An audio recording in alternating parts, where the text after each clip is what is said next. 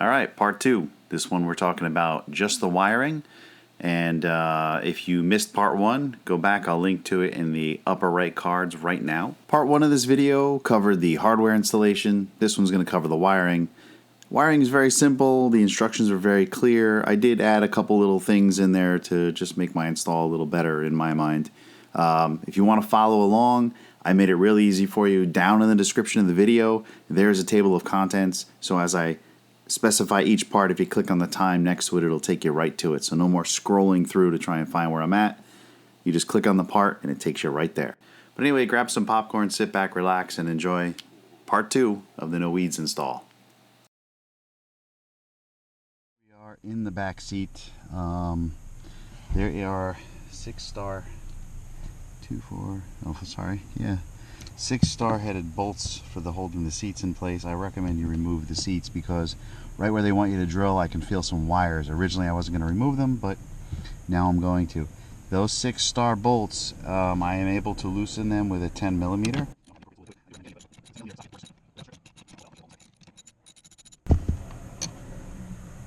No damage to the bolt head whatsoever. So 10mm socket does the job quite well. They are very difficult to break free.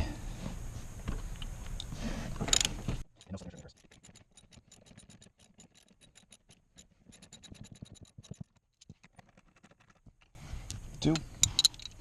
Now we're going to bring you up front. This is one of the few times you're going to enjoy a video of my car messy. Just because I started this and I didn't clean my car before I started, so enjoy the mess.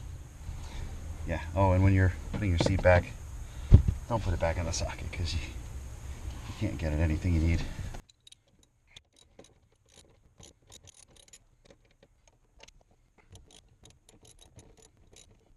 So to make things less difficult, you're going to put some pressure on the front seat just to keep it from lifting that bolt out and snagging it up. There we go. Now we're going to want to put the seat back. You know what's funny? I've been looking for this lens cap forever and it just blended in down there even when I clean under there. That's awesome. Great news.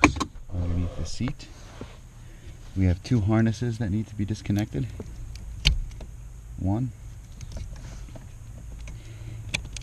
Oh, looks like this one is an ejector, so you push that up and it ejects the clamp. I don't know, you guys see anything else under there? Just in case something cool happens, you guys can laugh. I'm exhausted and I'm not even halfway done. This heat is killer.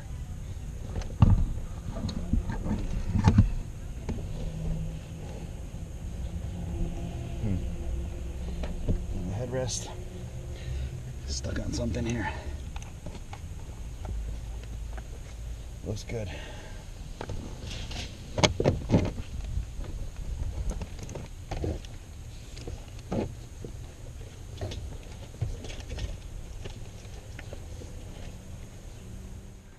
Alright, right here, I'm going to lift up the padding, and here's the wiring I was talking about. So you don't want to drill blindly through here. It's a whole bunch of ground wires, and then underneath that is the wiring for the seat. But this is the area we're going to drill in. You'll see there's a whole mess of wiring that runs along there. You're going to be drilling. Let's go under the car. So there's the door. You're going to want to drill right here. So the wiring come up into here, through here, and up right there.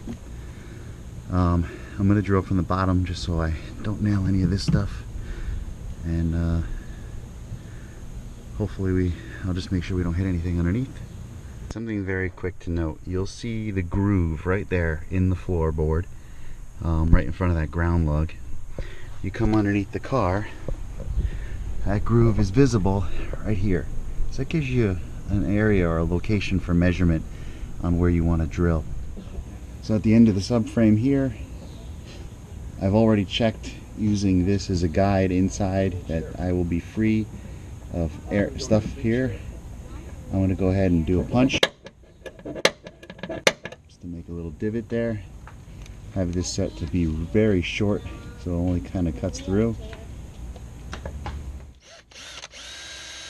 Make my pilot hole. Done. Let's go topside and check it out. Here's your hole. Right out of the way of everything. Now we got a 3/8 bit. I use a piece of tape so I don't go in and just wreck the carpet.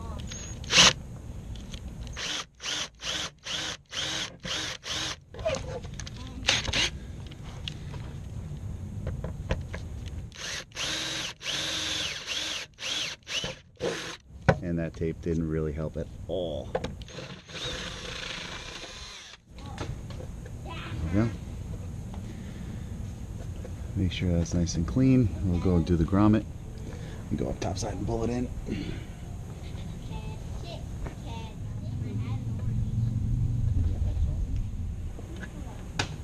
Fits nicely. Let's go run our wires.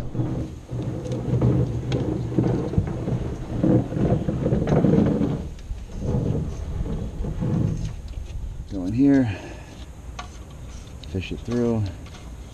Alright, I'm coming past that part there. And it's not cooperating. Straighten that wire out. Yeah, I got it. I just don't, I made it before. So I don't think I need it. It's just now it's choosing not to cooperate with me. I haven't even gotten to the loom yet.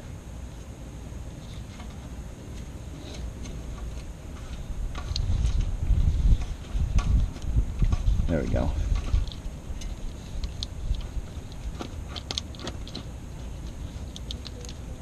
The loom is just an annoyance. Come on, I can't really see it. There we go. Just need like another inch.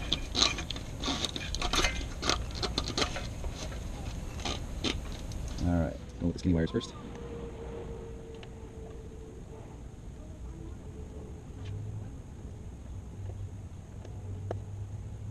One here. Wires made it through. I'm through the the heat shrink on the grommet. The 2-pin housing is the motor power, which are heavier 18 gauge black and red wires. So we've got the heavier gauge, and then we have the thin gauge, heavy gauge. There's definitely a clear difference. So this is what goes into the 2-pin connector. I'm holding it with the, let's see if I can get out of the sunlight here. Okay, so I'm holding it with the clamp upwards. The crimp connector is facing upwards. And I'm just inserting that in there. So you get the two spiky things facing up. Goes in the bottom. There's the click. Okay, same thing with the red one. Got the 2 points facing upward. Click. Okay, so there's your power cables. Now we have the 4-pin connector. There you go. 4-pin connector. There. And that one, we're going to take the, as long as you don't touch anything. Okay. green wire. Spiky pieces go upwards. Bottom. Got the ground wire next to that, or the black wire. Again, these are the thinner wire gauge. And in the upper right, sorry, upper left. Close the door.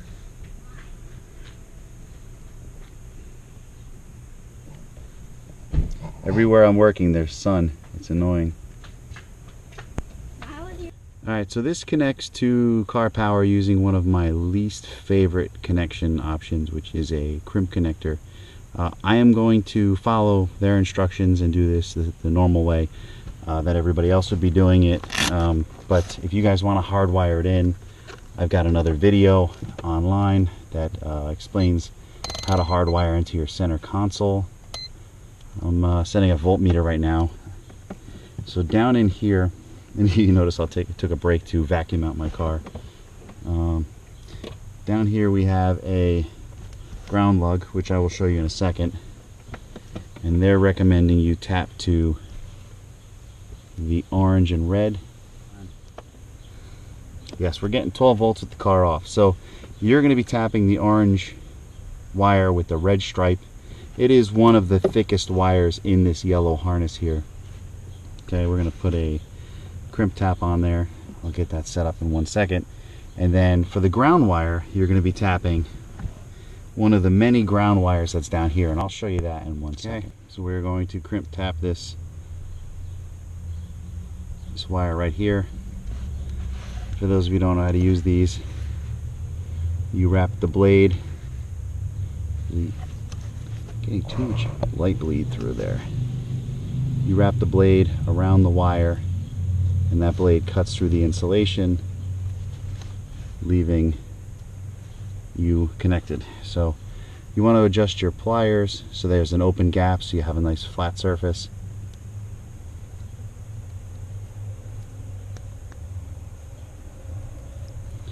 Okay. It's very difficult to do this and show you at the same time, but I'm going to give that a shot. And you just squeeze that through and it locks in place. You'll hear a click and you are now locked in place. And we're going to go ahead and plug in the positive, which is the red here. You get that spade in there, which also holds the crimp connector shut. Okay, and then I'm going to test against the ground down here to make sure we have 12 volts on the meter.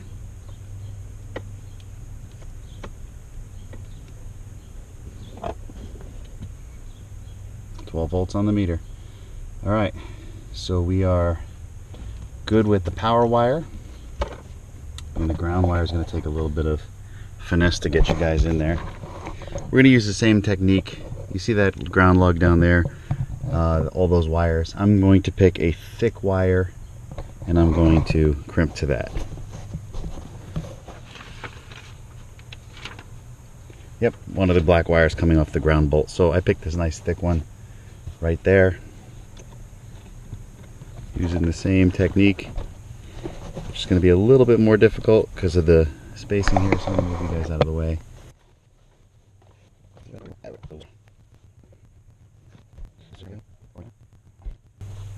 Got a nice crimp. I'm going to put the ground down there.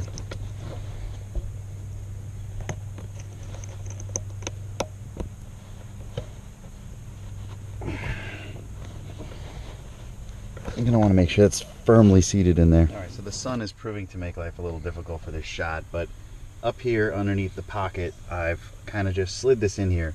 I'm going to cut it in eventually, but for right now, just to get the install done, I just kind of slid it in between the carpet and the panel here. It's very firm. I can access all 3 buttons, no issue. So I slid it in over here. I run the wire. I'm basically just reaching underneath the panel, pulling it out with my fingers, and sliding the cable underneath. I'm going to run it down this carpet panel right here. So get this up and underneath. There we go. And we are right down in the carpet area. Get all this out of the way. I have so many wires in here because my phone is dying and my GoPro is dying. So much better. So I got everything run over. It's running down the carpet here, so you can't see it, and we have just enough wire to reach the control box. Control box on the back has a little 4 slot, only fits in one way. It's keyed. My fat sweaty arm just shut off the camera. Alright, so fits in the back of the control box. Haven't figured out where I'm going to mount this control box yet, so, and I've also still have the power disconnected. Until I get all this taken care of, I am not going to connect the power or put my seat in. Now, NoWeeds gives you a bracket that I will find in a second. This is a metal bracket, and this bracket mounts to a bolt on the seat. Unfortunately, I think these brackets were designed for older Challengers. My 2015 does not have a bolt where it's recommended, but I really like this spot better because instead of having to reach under my seat, it's protected. I can't hit it with my knee. Let me bring you guys back up there a little better. There you go. So it's protected. I can't hit it with my knee because the carpet is in front of it. It won't slide in because of the billet frame here. And I got access to all 3 buttons very easily with my hand. So without having to reach under the seat. So this might be a better idea for the 2015 Plus Challengers. Anyway, all right, let's get back to dropping the car and running some more pipes. I want to thank Steve over at NoWeeds for getting me the right parts, but also for that extra amount of bubble wrap that my son has been playing with for the last 2 hours. He's making fireworks for the 4th of July, which is pretty awesome, but thanks for all that extra bubble wrap. So right now I am trying to get to drop the heat shield here. So I'm pulling down the heat shield so I can run the wiring. I want to run the wiring up and away from the exhaust as recommended by the instructions. So we get this heat shield down. I want to bring all the wiring up and over. By the way, I have no idea what this connector is for. It has no mention in the instructions. I don't know what I'm going to do with this, but a little bit frustrating. I guess we'll figure this out. Maybe I'll read the instructions one more time. But I'm going to bring this all over to the center so I can deal with it. Got to get past the stud, and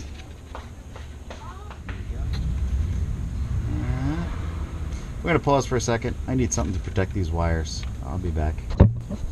Okay, so we're back at it again. Had to take a break yesterday. It was too painful to finish this job. This pipe for some reason is higher than the other, so I'm using a 7/16 open end wrench.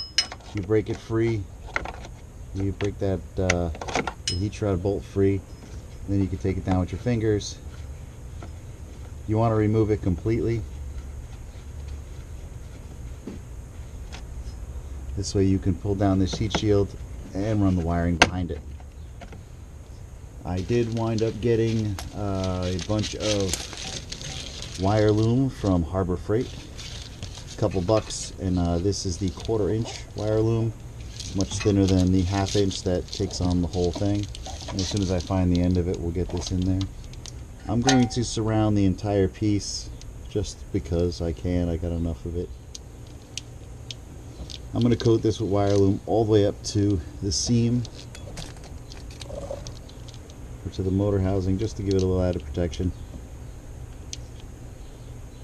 And it's not from the heat of the exhaust that I'm protecting it from. I'm protecting it from just rubbing against metal and other parts underneath while you're in motion. Obviously this will melt instantly upon contact with the exhaust. I mentioned how much I hate wire loom. Okay, so completely coated in wire loom. We're going to go up and over the exhaust, up and over the heat shroud. Again, it's much tighter over here than it was on the other side.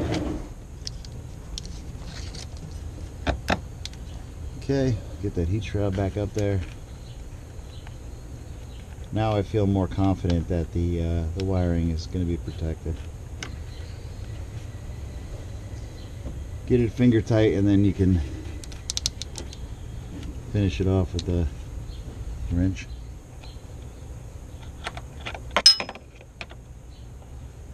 There we go. Alright, we'll go get the zip ties and get started. Probably bring it right up above it and zip tie it up here. By the way, I figured out what that other connector was for. That is to, might as well cut this a little shorter. Other connector, I'm guessing, is a sensor for the motors. See where the motor positioning is. It's just funny, there's no mention of that in the instructions. So if you guys see that extra connector, just pull it all the way through, and you'll be able to utilize it. Thanks, pal. Alright, so I got some additional 1/2-inch wire loom from Harbor Freight as well. And we are going to use that to join all the connectors together.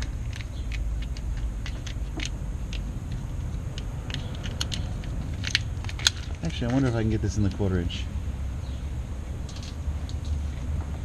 Let's see. Or is it just too much wire altogether? I think it might just be too much altogether. You know what? I'm going to do 2 separate pieces. This way I can get over that hump over there. Again, I want to protect this wiring while it travels over all the metal parts.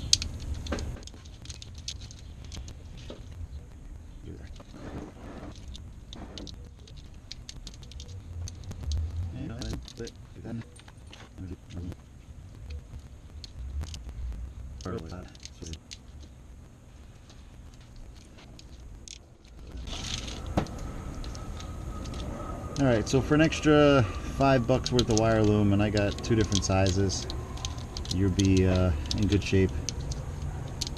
I mean, it was worth the money just to protect it as it goes over all the metal pieces. You know, just, you really don't want to do this more than once. Alright, so you got those 2 pieces. Now we're going to bring them up.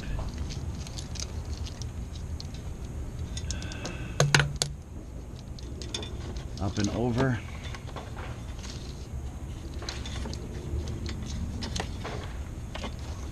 Again, you can see how a lift would really help this situation if you had access to one. Alright, bring these over one at a time. We gotta pull the shroud down, get it past the bolt. There we go. Make sure everything is just right against the trans brace. And there we go.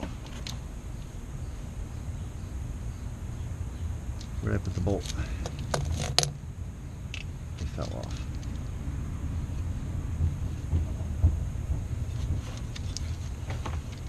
So close to completion, guys. This is not even funny. I'm literally 2 zip ties away from being done. This is good. Remember, push it up, screw it in really good.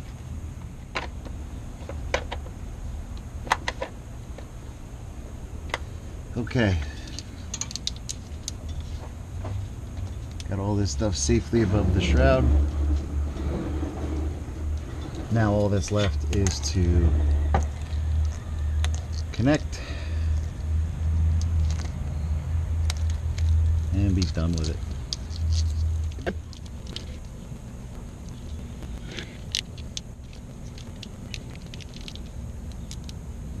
Okay, for those of you wondering, I used about 10 feet of wire loom from Harbor Freight. Gonna make all these connections now. These are keyed so you can put them in place properly. Alright. And we have all this extra that I'm going to have to deal with.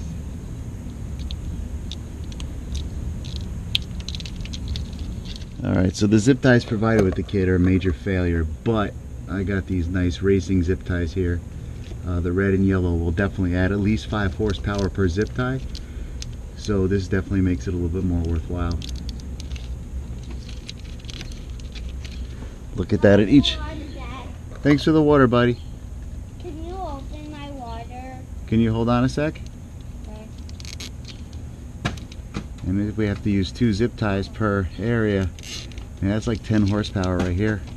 It's gonna be awesome. There we go. Much better.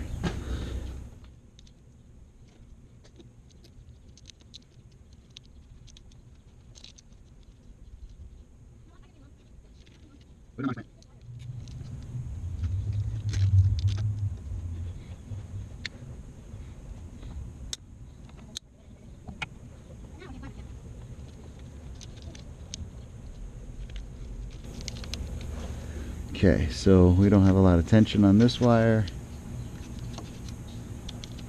This is nice and tight, but safe. Well, you guys can see this because I can't see what I'm looking at here, but we've got it coming out of the subframe. I put the additional wire loom from Harbor Freight on both of these as we go tuck up into the heat shroud. You have to remove this bolt here, come out the other end, come up into the trans brace here. I'm going to zip tie this to the other cable. I wanted to leave these two floating. There's room up here. The transmission doesn't bounce up and down in this area. You have plenty of room to tuck your wires up and over.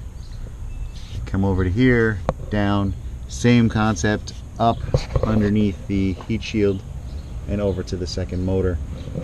This, I'm guessing, is the sensor wire. I do want to leave these loose just so they have a little bit of strain relief. They're not going to really go too far.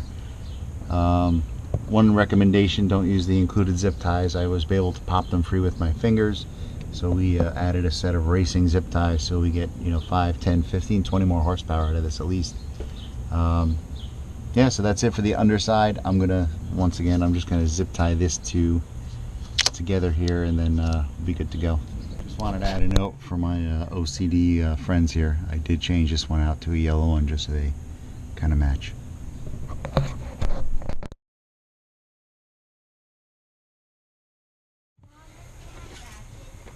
Here goes.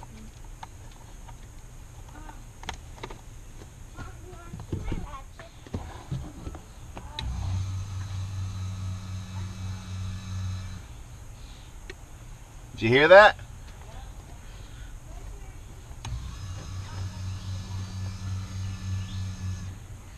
All right. That's open. I'm going to leave that towards the front, just so I know the exhaust is coming out the front. I'll leave that to the back. Exhaust comes out the back. And anywhere in between, you can stop it.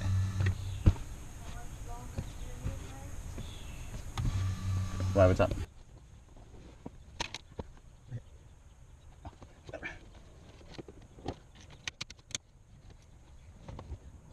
Okay, the seat's heavy and awkward. Once you make sure you've cleared the control box, you can start working. There's 2 pins in the back that need to be seated. Okay. So you see back there, let's see, right in there, there's a pin that needs to go into that hole. We need to reconnect these guys. We'll do the big one first because the big one is an actual latching system. Yellow part goes in the front. You put it in, I guess I'm blocking it, there. You put it in, it only goes so far and this latch moves. You use that latch to finish the job. You take this one, put it in place, make sure it clicks. Everything is good to go. Just make sure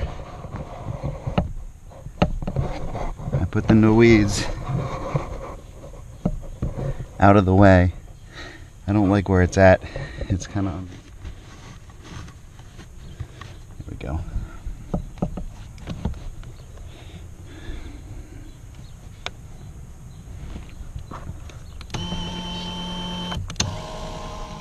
Okay, put these star bolts back in. Remember, we used the 10mm socket on them.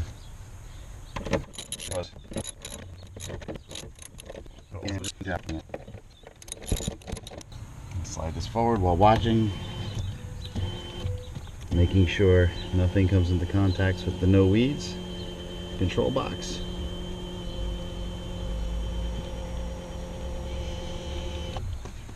Looks good. Alright, the control box is completely out of the way. Alright, so we come to the end of the install. Everything is done. This is basically it. That's all you got to do. It's not too difficult. It's totally possible in a driveway on jack stands. It's just going to be a heck of a lot easier and quicker if you do it on a lift, but totally possible to do in your own driveway all by yourself. Now, it's been 3 months. I've had the NoWeeds on my car, and I gotta say I love it. Like I said in the beginning, I love the the insane faces people make when I turn this thing on, the comments that I get.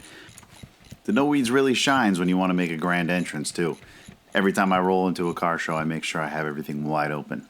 Now, if you haven't checked it out already, I did take the car to a dyno. I got the results. I'll pop that in the upper right corner now in the cards. The install was doable in my own driveway without having to weld anything. And I could put the factory exhaust back in if I want to, or if I need to. I'm not going to say I want to, but if I need to, I could put that factory exhaust back in, again, all by myself, return the car to stock, and we are good to go. All right, any questions on the NoWeeds, or if you're on the fence and you need a little shove, drop some comments below. When I get to them, I will reply to you. If this video helped you out in any way, don't forget to gently hit that thumbs up button. If you're stopping by for the first time, please consider subscribing. And as always, thanks for watching.